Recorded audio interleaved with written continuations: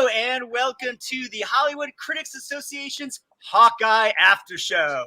Each week on this show, we will discuss the latest episode of the Disney Plus series based on everyone's favorite MCU Archer. I'm Jami Philbrick, entertainment journalist and critic for We Live Entertainment and Movie Phone, and a member of the Hollywood Critics Association. We have a great show for you tonight. We will be having a spoiled-filled discussion of the first two episodes of the new series, which dropped tonight, currently titled Hawkeye Pilot Part 1 and Part 2. But first, allow me to introduce my fabulous co-hosts, Mark Pacis and Kiyra Lynn. Hey, guys. Hey. How's it going? It's going good. Are you guys excited to talk about Hawkeye? Are you guys big fans of Renner and the character from the MCU? Yeah. I'll admit that he was probably not my number one favorite character, but from what I've seen so far, that could be a turnaround. This definitely could be a turnaround. Full disclosure, I am a huge Hawkeye fan. I've got my classic Hawkeye Marvel Comics statue here. I've got a little Hawkeye guy here flying on a Avengers thing there. And as Mark knows, I'm a huge fan of the Green Arrow from DC Comics. And for whatever reason, Archers are always my favorite superheroes. So I've loved Hawkeye since I was a kid, big Jeremy Renner fan, and excited for this series. How about you, Mark? Oh, yeah. If I knew you were going to show off your stuff, I would have taken my Hawkeye statue as well and brought it with me. But I don't have it with me. So there's always next week, buddy. There's always next week. Yeah. So I will be showing it off next week because I also have a Hawkeye statue, and I'm also a big Hawkeye fan. Yeah. Because of the influence for the show, which is the Matt Fraction comics, and can't wait to get into it. Yeah, we're going to talk about that. Let's dive right in. We'll start with a little bit of a recap of the episode. So the episode begins by introducing us to Kate Bishop, who hears her as a young girl in a flashback before the opening credits. And she hears her parents fighting, and she starts to worry that they may separate. Meanwhile, it is revealed that they are located in downtown New York while the Battle of New York from Avengers is taking place. When their apartment is hit with an explosion from the battle outside, Kate's father is killed and she is saved by Hawkeye. After reuniting with her mother, Kate vows to learn archery and how to fight, to be like her hero Hawkeye and be able to protect her mother in the future. So let's just start with that. This opening sequence taking us back to the original Avengers movie. Kiyra, what did you think of that as sort of a starting point for this series? Out of the three of us, you two are probably the bigger Marvel fans, but I was very proud that I recognized that what part of the timeline we were in. And when the one question that I had when the attack happened, we don't see her mom, we don't see her dad we don't see her mother until the very end when she picks up Kate and takes her out, but we never see her father. So it's like, if I don't see a body and I actually don't see a death, did her father die? That's my question leaving that. Yeah, so I'm assuming that what we were given, the knowledge we're given in that scene is that he dies. But I agree with you. Mm-hmm. Like in any TV or movie, if you don't see the body, that doesn't mean anything. Exactly. And also Brian D'Arcy is a pretty well-known big-time character actor, Broadway actor, and you don't bring him into a series just to do one scene in the first episode. So I agree with you, Kiyra. If you're starting to think that maybe Kate's father is alive and mysteriously somewhere else, I don't just disagree with that theory. And I also don't think we should trust Vera Farmiga, who plays her mom. That character is not one to be trusted either. And Vera usually plays a somewhat shady character. So I think there's a lot that we've yet to learn about that and that the series will explore. What I did really appreciate was the setup and the background as to why, when we jump the timeline and we're in present day, why she is such a Hawkeye fan and why he is her favorite Avenger. I really appreciated that. And I think the way that they put those two things together, they did it really well. Yeah, it totally makes sense now, right? Like, it totally makes sense why Kate would be such a fan girl for Hawkeye, and that this connection would happen. I think Kevin Feige has even said that sort of the challenge was taking the inspiration from the Matt Fraction work and then applying it to the character that they've already, you know, have established and have created in the MCU over however many films Jeremy Renner's done. I think Avengers Endgame marked 6, and then this show would be a 7 if we count that as one film. But my math could be off about that. Mark, what were your thoughts on this opening scene and sort of how it kind of gets the ball rolling for the whole show? I have to agree with you guys, but I also have to say that when you get blown up, you kind of sort of tend to get vaporized. So, of course, if there was an explosion, there wouldn't be a body to begin with. But I do have to agree with you that there may be something secretive behind the disappearance of her father. But I do love how they connect the origin story of Kate Bishop to Hawkeye, because the way that she saw Hawkeye just save, you know, her and doing whatever he can to save New York City at the time, that's, you know, pretty inspirational for anybody, really. So the way that they set that up for her future, I think was pretty ingenious to me. You know, I just want to jump on a little bit on something that but going back to the dad, you know, you notice that when the parents are arguing in the beginning and they realize that Kate is over, you know, she's eavesdropping, you know, Eleanor sends the dad up, you know, and you can see that connection between father daughter.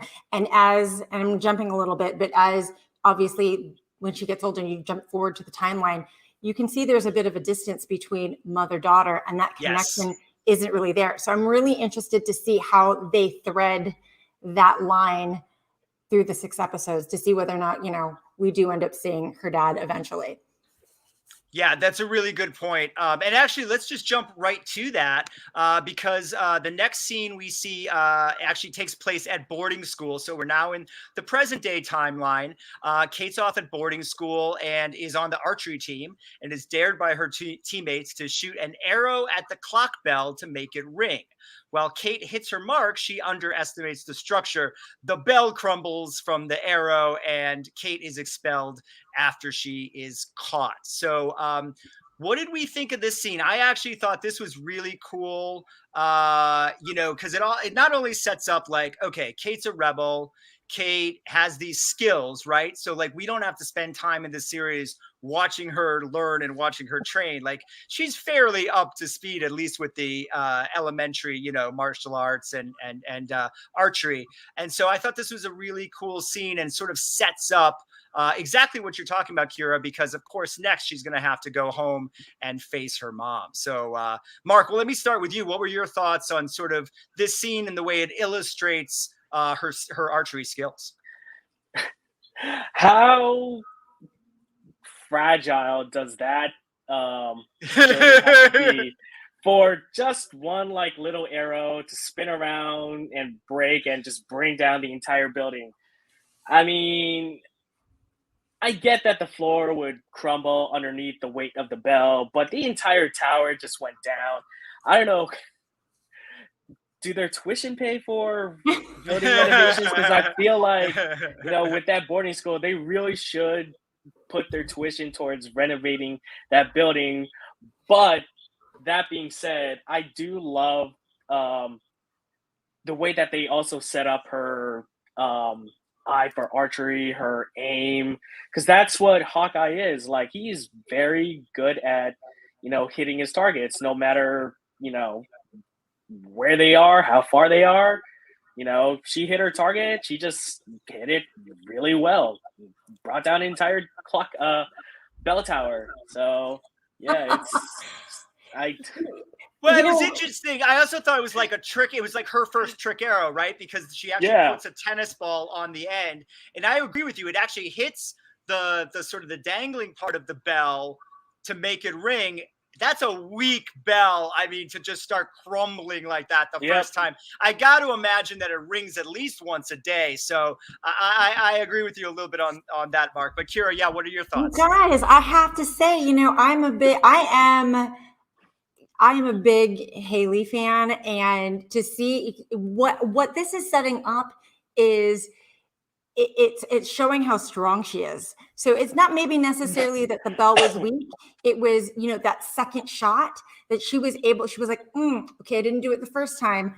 Let me pull out a trick arrow and try it a second time. And, I think that's just kind of establishing, what, as you were saying, Mark, that, she's an excellent shot. I think also even in the very first scene, they're showing off her, is it her Taekwondo medals and her fencing medals and whatnot. So they've really, and this is just a really good way to establish that she is a badass. I love that. I love that about Kate Bishop.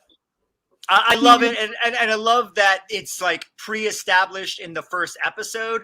Like, she doesn't need to get her superpowers. She doesn't need to train. We don't need like a crazy montage episode. Like, we're kind of ready. She's sort of ready to meet Hawkeye in a sense, right? Like, when this series begins, she's kind of like ready, whether she knows it or not, to be the Kate Bishop that we know. Is that kind of what you thought, Mark? Yes. Oh yeah. Because that's how Clint Barton was able to, know who Kate Bishop is in the first place, is because of her, archery prowess. And so what better way to showcase that than by bringing down an entire, bell tower? But you guys, I do have to say, I think that we have to make a correction, because I don't believe that Kate is at boarding school. I believe that she is. Is it college? She's in college, because later on in the episode, he asks her how old she is, and she says that she's 22. And so that makes me believe that she's probably a senior, and she's probably on her way out. So yeah, college, boarding school. I meant she's off at school. But yeah, I agree. It all is encompassing, all the same thing. So next up, we actually see Kate returns home to see her mom after her expulsion, only discovers she is engaged, that her mother is engaged to Jack Docaine. The couple invite Kate to a benefit they are attending, and Kate ends up following Jack to an illegal auction where he is bidding on Ronin's sword and costume. So this is where the episode, I think, for me, starts to kind of really move forward after sort of the setup of the characters. And obviously, Mark and I know Jack Docaine has a alter ego in the comic books, the swordsman. So I don't trust them to begin with. And then, of course, Kiyra, everything you were sort of talking about kind of comes through in this scene, that sort of distance between mother and daughter. Can you talk about that a little bit? Absolutely. And I do have to say about Jack, the moment that he comes into the screen, a guy with that much hair, like that sort of a coif and that big of a mustache, I'm like, this dude is not a good guy. Like, he just, he does not have that air of, I'm going to be the white knight. I automatically knew that this guy was up to no good. But I love how Eleanor, when reprimanding Kate, she basically tells her, she goes over about how she's gotten in trouble for taking down the clock tower or the bell tower, and that she is, a privileged girl with and she talks about her growing up with money, and how how that essentially sets up her attitude, that she needs to be a little bit more humble and appreciative. And that, I mean, in my heart of hearts, I know that was not like where Kate is coming from, but hearing that sort of interaction between mother and daughter, it was like, ooh, that hurts. So I like how they're setting up that distance specifically in that scene. Yeah, absolutely. Mark, what did you think about that scene? And also really getting to the auction part. What's going on? This comes at the bad guy auction, and all of a sudden they're auctioning off the Ronin sword and costume. And then, of course, Kate putting on the Ronin costume for the first time. What did you think of all that? Um, I really liked it because it also establishes that she is able to sneak around just like her idol Hawkeye as well. Because you know who else but Kate can just like go around and act like a waiter and somehow find her way to a bad guy auction where they're selling off weapons of mass destruction, or there's Ronin's sword, and then there's Ronin's costume. So I think that, you know, just within those first couple of scenes, they're able to establish a lot about who Kate is, and to what Kira was saying about her relationship with her mother. And then, you know, with her sneaking around, having her suspicions about, her mother and Jack, sneaking around to investigate further. I mean, that alone in a nutshell is, in just those couple of scenes, is Kate Bishop, pretty much in a nutshell. And so, I love how they established all this even before we even get to, where Clint Barton is at this point in time, Yeah, which we'll get absolutely. to. Yeah, we'll get to it. I mean, I really like that this scene sets up Kate as someone who really takes destiny in her own hands, right? Like, she's not waiting for Hawkeye to come through, and I mean, there's no one coming to help them, right? And she like right away picks up the costume, puts it on, and just starts her, her badassery. And I thought it was a great setup for the character, and also kind of moving the story forward, as we'll see in a second with the Ronin costume. Because I do want to take it back a little bit and talk about the auction itself. Please. That whole bit between Jack and Armand the third, and they start doing the whole bidding war right there. I believe is a really good chunk of information, and I actually ended up having to watch it a few times just to make sure that I heard it correctly.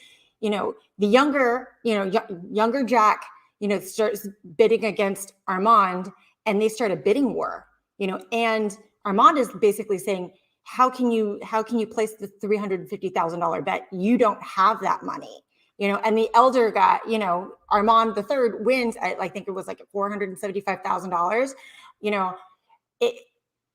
and then watching how that scene progressed where, the tracksuit mafia comes in. I'm assuming that was the tracksuit mafia comes in. It was. Okay. It was. And then, Jack steals the sword, so it's just kind of like, oh, that's a really good piece of information that I was like, oh, that's definitely going to come down the pipe as well. Yeah. Well, I mean, also we know that Kate believes that Armand was threatening her mother. Yes. Whether that is really what was happening or not, we don't quite know yet. The mom denies that that's what was happening. But that's really what led Kate down to the auction. So we know that there was something going on between Armand and Jack. I mean, any guesses on who killed Armand? We're skipping ahead, but I mean, Jack, I think, is the first suspect, it's right? Jack. Yeah, of course. So, and the fact that he's a sword wound. And Mark, were you like me? Like when he steals the sword, you're like, oh, the swordsman. Oh, yeah, exactly. But yeah, because in the comics, he becomes swordsman.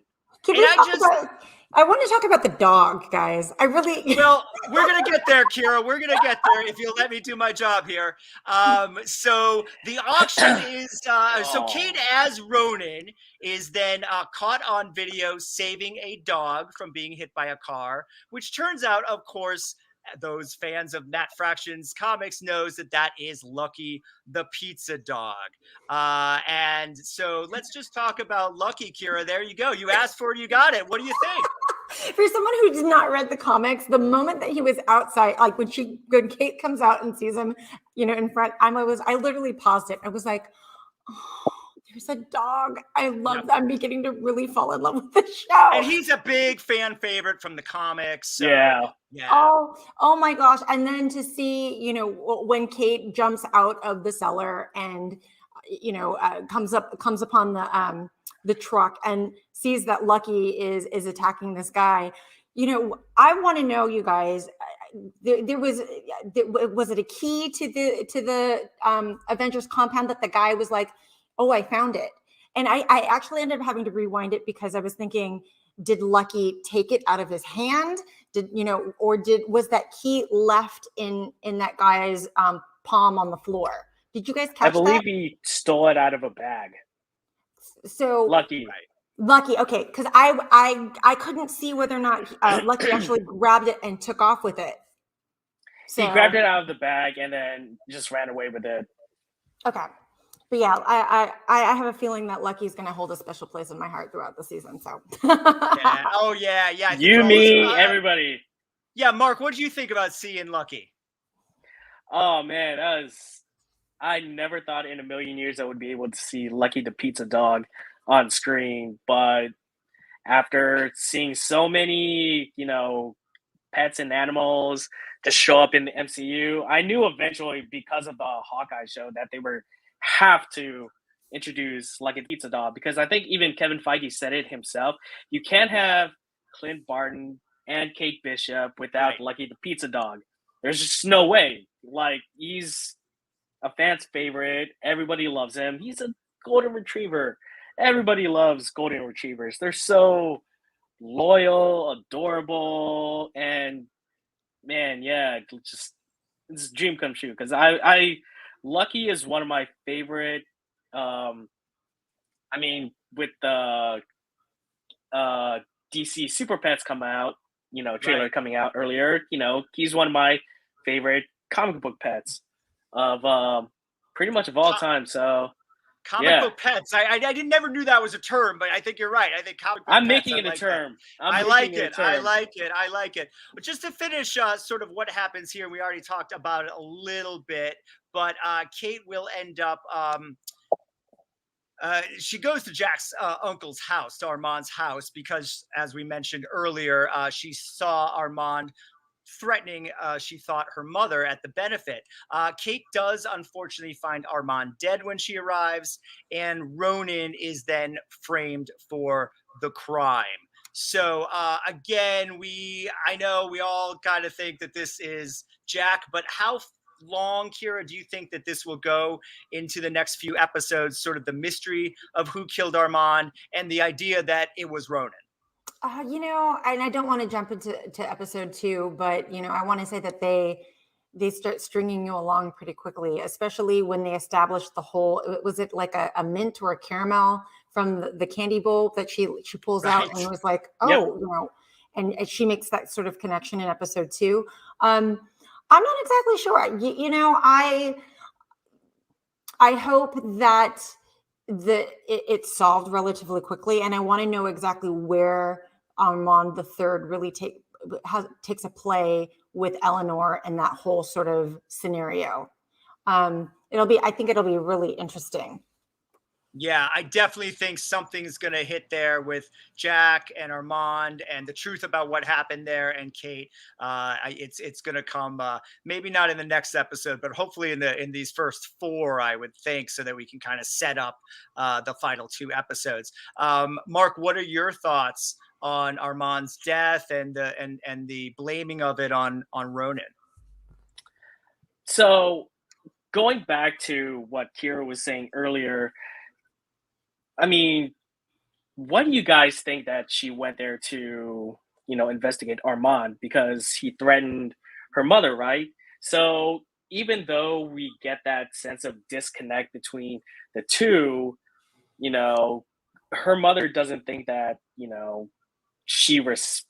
Kate respects her, but she definitely loves the hell out of her, because she wouldn't be doing any of this if she, didn't overhear that conversation between Armand and her mother, and that and I do think that it kind of sounded like he was threatening her in a way to where, don't marry Jack, you're not going to be a part of this family, don't you dare think that you'll be a part of this family, kind of thing. So I think that because of that strenuous relationship, deep down, there's still that kind of love that she has for her mother, despite, any sort of drama that they had between the two. And do I, think that later on, like, that will play into, the murder of Armand? Sure, but we all know it's not going to be Ronan that's the killer. Right. We know it's basically Jack, but who knows? Maybe it is,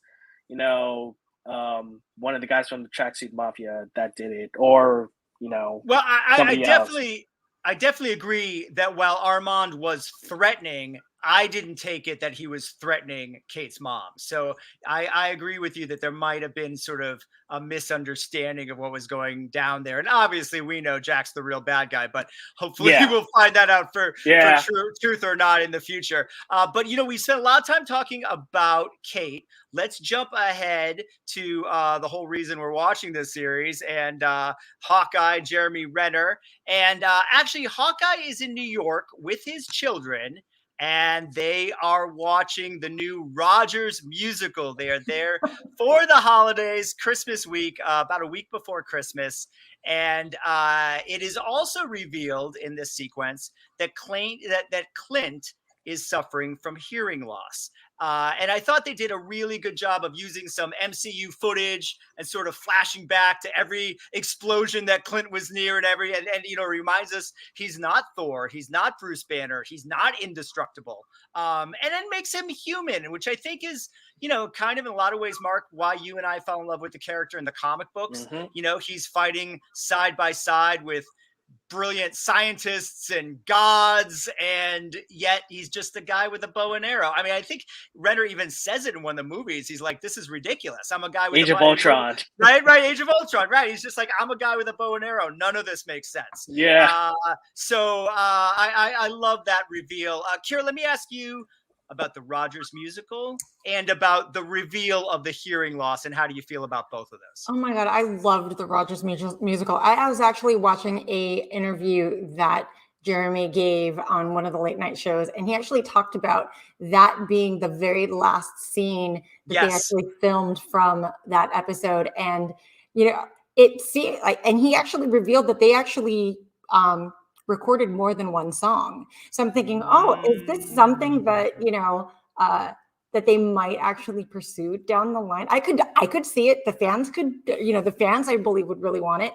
But for Clint, when he sees Natasha, he starts going. He starts, going back, and I really loved Black Widow, and seeing her die in Infinity War was difficult. And so to see him turn his hearing aid off and start to have his mind sort of wander, I felt that, and you can still see I think the first time they really established that he is still suffering from the trauma of the loss of his best friend. And I think they did that in a really beautiful and wonderful way. Oh, I agree 100%. Yeah. I think you can really feel everything he's going through. And even though that some time has passed since Endgame, it's still very raw to him. Absolutely. Mark, are you a fan of the Rogers musical? What did you think? Yeah, give me more. If you say that there's more songs, be like Harry Potter and what is it, The Cursed Child, and put it on Broadway. I'll fly to New York and watch it. I will pay those ridiculously high prices in order to watch it. But yeah, I mean, what Kiyra was saying, like, it was a very poignant moment, but I don't know, for some reason, the thing that stuck out to me the most was the beginning of when he starts out watching the play and just seeing himself, and he just somehow gets has such a disgusted look, what am I watching? I don't need to be watching this. This is not how any of this happened. Why is this, even a musical in the first place? And, it's that makes sense because, like he even says, like, I don't need to watch this. I lived it. I don't mean this is not what happened, in the events of the Avengers. So, I mean, going from that transition to that poignant moment when he sees Natasha like on stage and turns it off. I mean, that was, it went from funny, it went from 0 to sad and, like that. So it was rough. Yeah. I have to say, I actually was not a fan of the Rogers musical as much as you two. I thought it was stupid and I found it cheesy as a musical itself. As a moment in the show, you know what I mean? Like that made a lot of sense. And seeing his reaction to it was great. But I don't need to see a Rogers musical on Broadway. I'm not going to Why that. not? Like that's no. And I'll tell you another thing though, interesting, Kiyra, is that when you mentioned that Renner actually said that they shot another scene, another musical number, makes me wonder because they, as far as I could tell, left the show early. I wonder if maybe at the end of episode 6, after everything that the series will have, and Kate and Clint going through that together, maybe they go to the musical together and see a different scene. I don't know. Bonding moment. It'd be interesting. Yeah, bonding moment. Exactly. I want to point out, though, that what I really enjoy of the series so far is those very small parts of humor. Like, it's not funny in your face, like that whole scenario where Clint is trying to use the bathroom and he has the fan sort of, experience. And yes. I think, and how they're establishing something for a bigger picture. I feel, and you see it more in episode 2 when he has this sort of conversation about branding with Kate. But like, this is where they're establishing, how he feels about his public image, or, he does not like being in the spotlight. And this is, you can see how uncomfortable these scenarios make him. As Mark said, in him watching himself on the stage, you could see that he was uncomfortable and maybe a little bit of self-loathing. Maybe I'm projecting, I'm not sure, but he cringed. He definitely cringed. I agree 100%. Yeah, with everything you just said. Absolutely. Well, moving on, a little bit more in this episode that we want to cover before we're done. So Kate, we mentioned that the next moment, Clint discovers that someone is running around New York in his old Ronin costume, which of course we know is Kate, eventually tracking Kate down to retrieve the suit, to also protect her from the tracksuit mafia, who are coming after Ronin for revenge for his actions, which we all know were actually Clint Barton's actions during the time of the blip. So, Mark, let's jump to you. What are your thoughts about sort of all these groups, all these bad guys coming after whoever this Ronin is running around, and Clinton and Kate's first meeting? I'm going to do kind of sort of a Russian impression because I feel like that's, in my mind, as I'm reading the comics, that's how they speak. But bro, that was very cool, trying for them to attack Kate and Hawkeye, bro. Like, that was very cool, bro. Oh, God. Yeah, I'm sorry about that. But, I mean, that's just, they just somehow just seem to appear, whenever, in the most inopportune moments. Like, you think you have peace, and then all of a sudden you hear that knock, and then you're like, bro, open the door, bro. We're here to, mess you up, bro. It's like, don't try to mess with us, bro. So, I mean, it's a funny and very action-packed moment, and the way that, both Kate and Clint, work together to defend themselves from the tracksuit mafia is, it shows you the kind of teamwork that they're capable of should they, Clint take her as a not really psychic, but like a Under his student. wing. Yeah. Yeah. Kiyra, what were your thoughts on their meeting, on Clint and Kate's first meeting? Well, that whole fight scene that Kate endures in the street, and it's like 6 of them, she's, Hailee Steinfeld and I are about the same. We're about 5'8", and here she is taking on like the huge guys, and she's taking a beating. Like, they obviously don't know that she's a woman, not that it would really matter, but she is, going blow for blow. And I love how that is it's further establishing what a badass she is. And then, her locking herself in the car and hoping that she's, has a little bit of a solitude and a break from what's going on. And then Clint shows up. And we all know that it's Clint. We don't necessarily know, we don't necessarily have to see him. And I loved that scene. And I really love when the reveal happens, when, he asks who she is, and she removes her mask, and he realizes that, oh my gosh, this is a girl. I loved all of that. Yeah. Not just a girl, a kid. Yeah, a kid. Right, too. Yeah. Someone so young. Yeah, exactly. I think it really does throw Clint for a second. Because also remember, Clint's got a daughter too. And maybe 8 years younger than Kate or something like that. But I'm sure I can't imagine that he wouldn't sort of put whatever feelings he has towards his own daughter, kind of supplement them with Kate when he meets her, want to protect her and help her out. So the first episode ends with the tracksuit mafia locating Kate and Clint, attacking and destroying Kate's apartment, and the two heroes flee, leaving Ronan's costume behind. So before we talk about that, let's just jump into the second episode, because it really just picks up right from that moment where we left off in the first. So picking up where the first episode leaves off, Clint and Kate regroup. Then they go their separate ways, and Clint goes back to her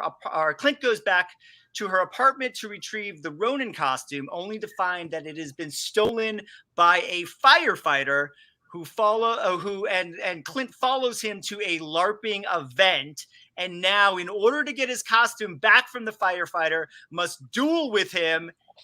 And part of the deal is he has to take a dive. He's got to lose on purpose so that the guy will give him the costume back. And of course, everyone there knows that's Hawkeye. He can't kind of keep that a secret, which is a funny thing, because you think about some of the other superheroes, Spider-Man, they have the mask, they protect them, we don't, everyone doesn't know their secret identity, but everyone knows who Clint Barton is. He saved the world from Thanos. So Mark, let me start with you, because I know you love this whole LARPing thing. Talk a little bit about that, and just like, seeing Hawkeye in a sort of medieval Knights kind of event like that. There's a reason why a lot of fish out of water movies are funny. Thor, taking the cup, it was like another, and then throwing on the ground. That's funny. Seeing Clint Barton being way out of his element in a LARPing event, which is a very, very nerdy, and I'm one, and I love that. I love all LARPing events.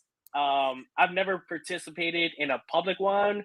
I've done, some stuff in like theater class, but it's a very nerdy like practice. Like, you have to dress up in all medieval costumes, and you have to pretend that, if you get hit, your arm is like, cut off or something like that.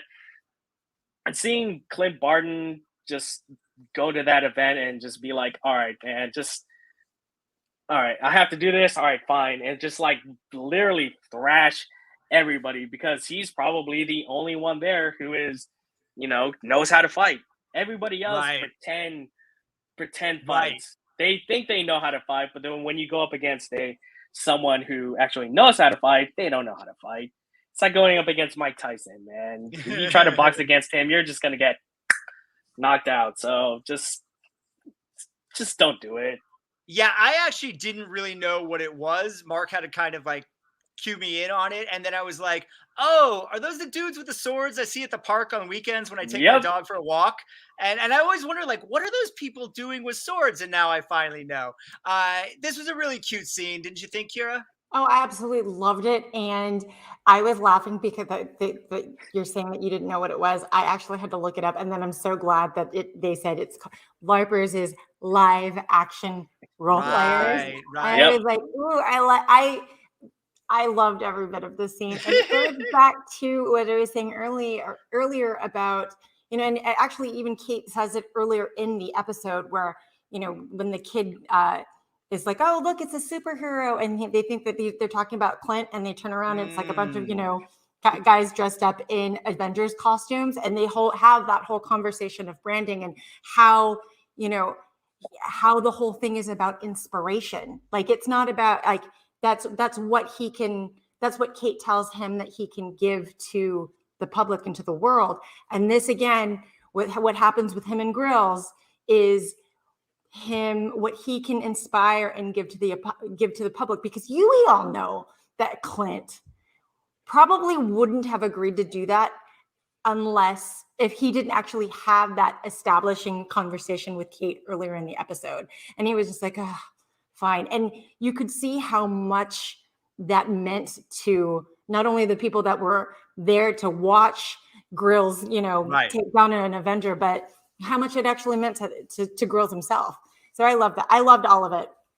It's also a great point of another way they're lacing the humor, because Clint is so straight. Yeah, no, it's a funny sequence. It's a really funny scene. There's a lot of funny interactions in it. But what something you just said, Kira, I think is really great, because I think that's really the theme of this series, or it seems from these first 2 episodes is going to be the theme of the series is what's a hero, what makes a hero, who's a hero, and that Clint's power was really inspiring other non-heroes to take up the fight side by side, to fight for our world, right? Side by side with Iron Man, Captain America, and the rest of them. I feel like that's going to be an overall theme of the whole series. Oh yeah, they're giving you nuggets. It's like even when they're when the family, they're having dinner at the Chinese restaurant, and the waiter comes in and says, dinner is on us, because what? Yes. That's a very that's a great scene. Yeah, that was a great scene. Well, speaking of dinners, back to Kate. Hawkeye is off LARPing.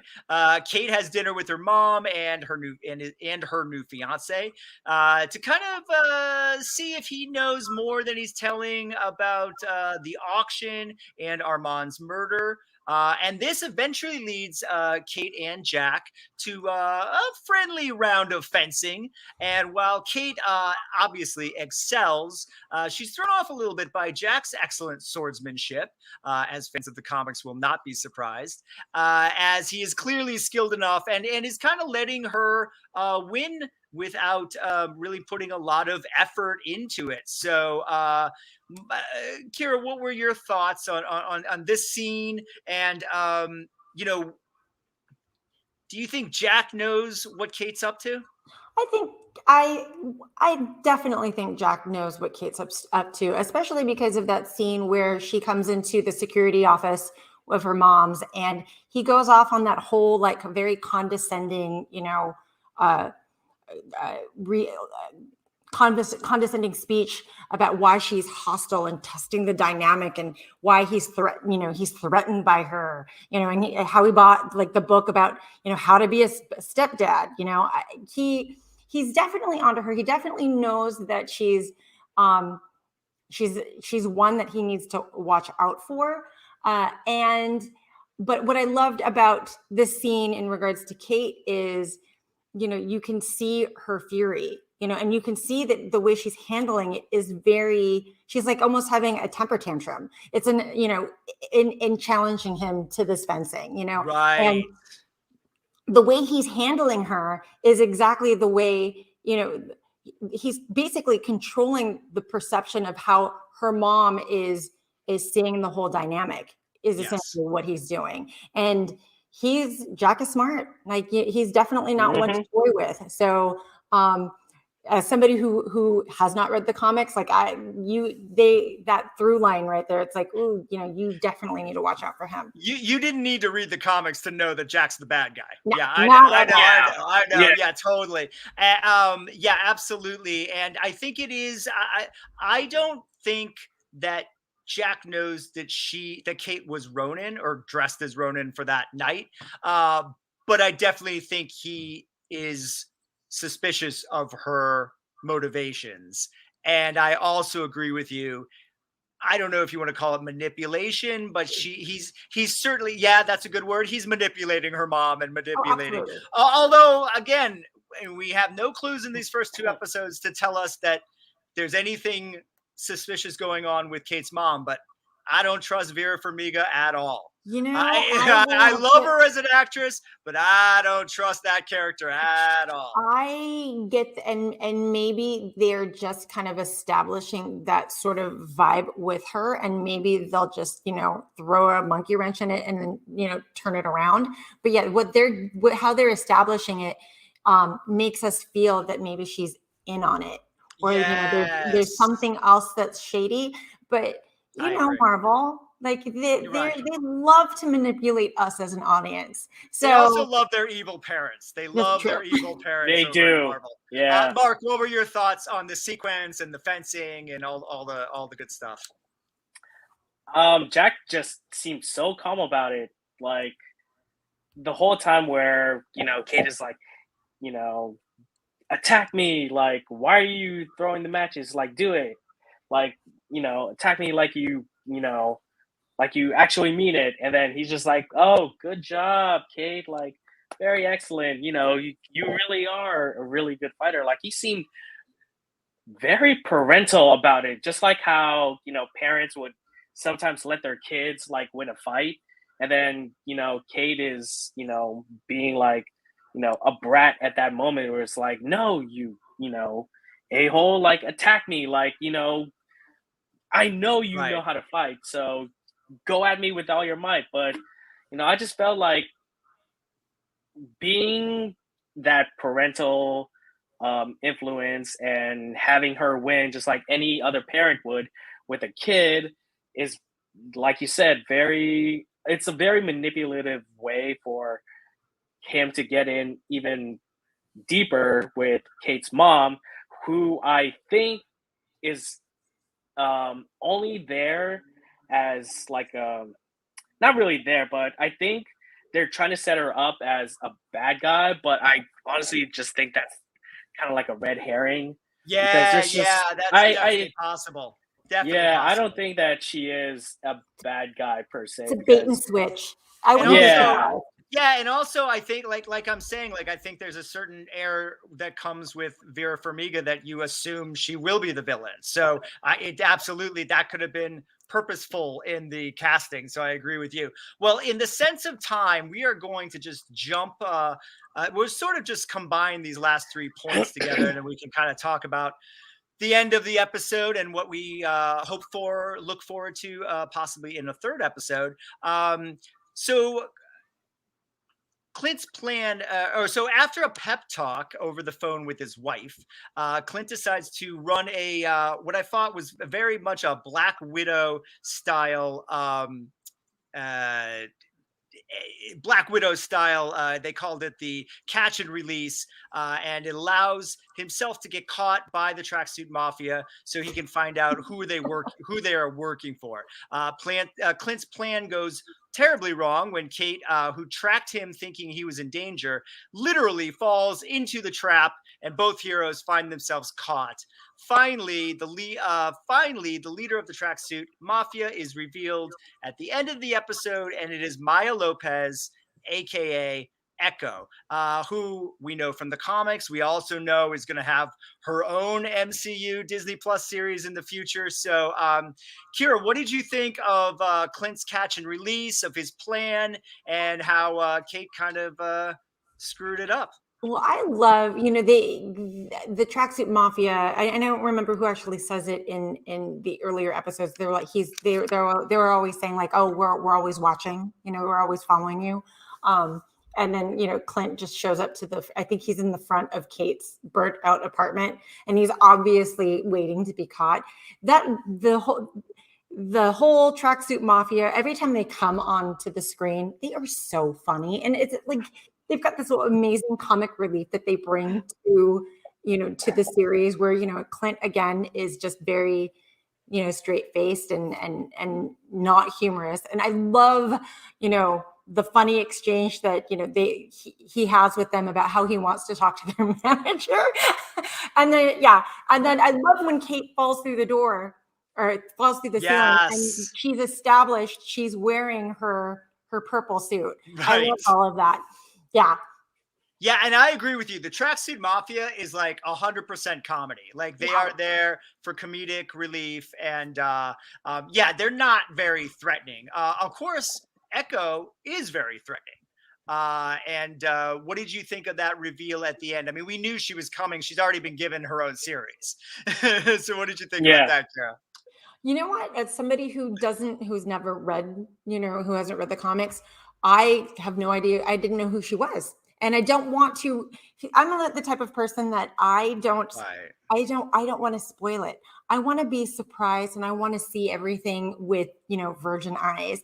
And so I liked how I love strong female characters, regardless of what, if they're on the sides of good and evil. And they really established that she was the boss in that, little bit of a scene that they had. And of course she's gorgeous. So I can't wait to see what the MCU has in store, later down the road. Well, I know what they have in store, a new series on Disney Plus coming up. That's what they have in store for Echo.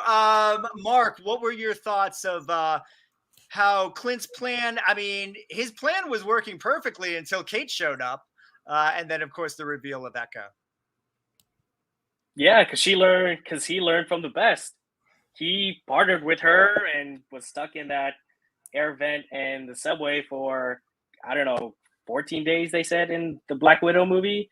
So if anyone can do that particular catch and release tactic, it's Clint Barton. But Kate just had to go and mess that all up. And I mean, I get it from her standpoint because she doesn't know Widow like we know her as an audience.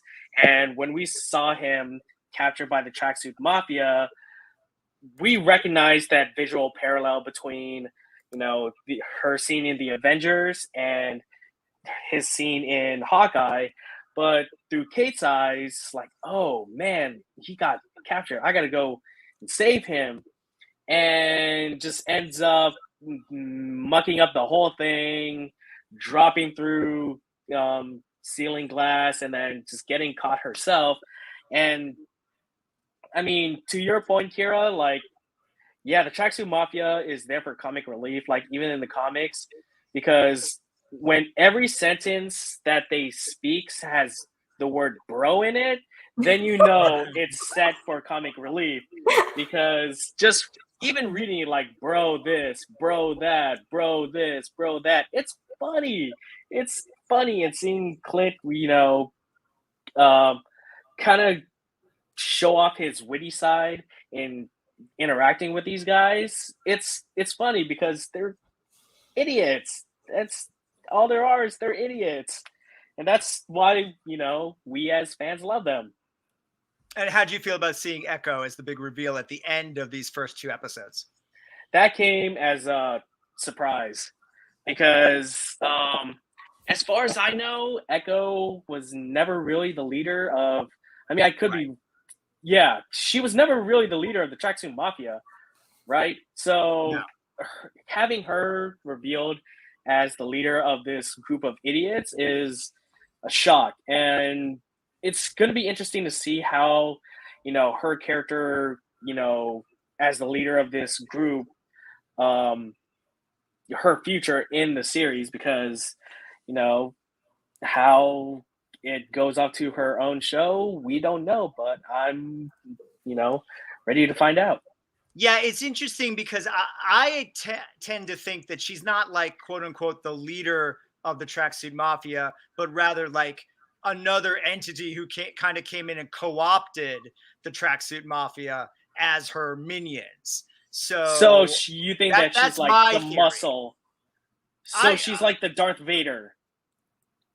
Yeah, and they're the stormtroopers. Sure, yeah, but she wasn't even part of the Empire, right? Like she's just another. Yeah. She was so badass that she came in, and these idiots were like, "Oh, I guess we got to listen to her."